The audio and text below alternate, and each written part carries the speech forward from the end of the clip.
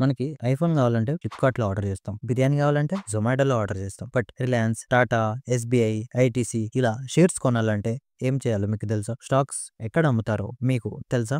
In the last video, we learned about what is stock market. Now, in this video, we are going to learn about what is stock exchange. Stock exchanges in India. Who participates in the stock market? ఈ వీడియోని skip చేయకుండా చూడండి.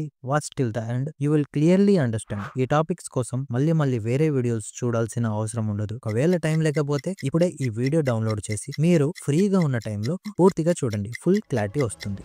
Welcome to the channel. This is money decoded. Imagine చేస్తే మీ ఏరియాలో ఒక vegetable market ఉంది. అక్కడ farmers, buyers, sellers అందరూ ఒకటే ప్లేస్ లో వెజిటేబుల్స్ బై అండ్ సెల్ చేస్తారు, రైట్? స్టాక్ మార్కెట్ లో కూడా అలానే స్టాక్స్ ని బై ఆర్ సెల్ చేయడానికి స్పెసిఫిక్ ప్లేస్ అంటూ ఉంటుంది. ఆ ప్లేస్ ని మనము స్టాక్ ఎక్స్చేంజెస్ అని అంటాము. మనకి ఇండియాలో 2 స్టాక్ ఎక్స్చేంజెస్ ఉన్నాయి, బిఎస్సి అండ్ ఎన్ఎస్సి. BSE అంటే Bombay stock exchange. This is the oldest stock exchange in Asia, established in 1875. BSE లో ఎక్కువగా small cap and mid cap కంపెనీసే ఉంటాయి. And next one is NSE. NSE అంటే national stock exchange. NSE is established in 1992 and మన ఇండియాలో mostly జరిగే trading అంతా NSE లోనే జరుగుతుంది. మన ఇండియాలో మాక్సిమం కంపెనీస్ అన్ని ఇక్కడే లిస్ట్ అయి ఉంటాయి. Let's take an example. మనము ఇన్ఫినియం ఫార్మాకెమ్ లిమిటెడ్ లో ఒక షేర్ కొనాలి అంటే NSE లో లిస్ట్ అయి ఉంటుంది. సో స్టాక్ ఎక్స్చేంజెస్ కి అప్రోచ్ అయ్యి NSE సెగ్మెంట్ లో ఈ షేర్ ని తీసుకుంటాం.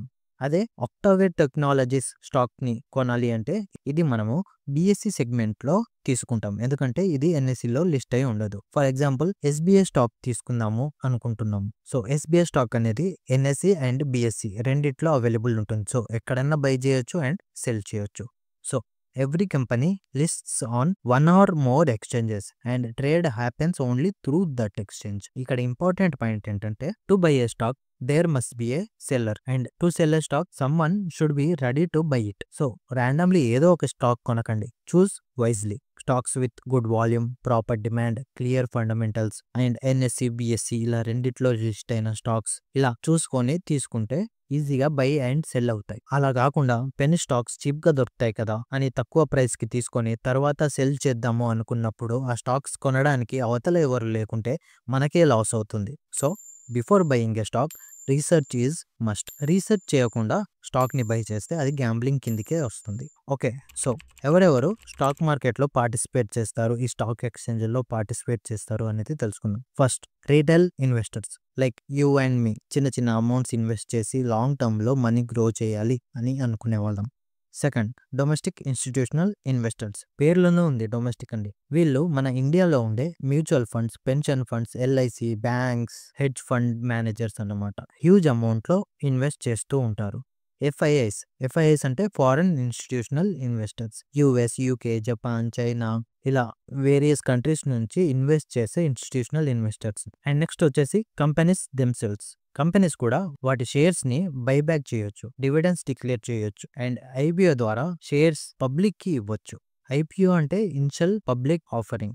కంపెనీస్ ఫస్ట్ టైం వాటి షేర్స్ ని పబ్లిక్ కి ఆఫర్ చేయడం అన్నమాట, like a new product introduced in the market.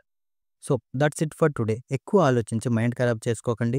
Next video చాలా important. If you have any doubts comment చేయండి. I will reach you out there. మీకు తెలిసిన బ్లూ చిప్ స్టాక్స్ ఏమైనా ఉంటే కింద కామెంట్ చేయండి. Like and share if you learn something today. Subscribe for the new video. This is money decoded.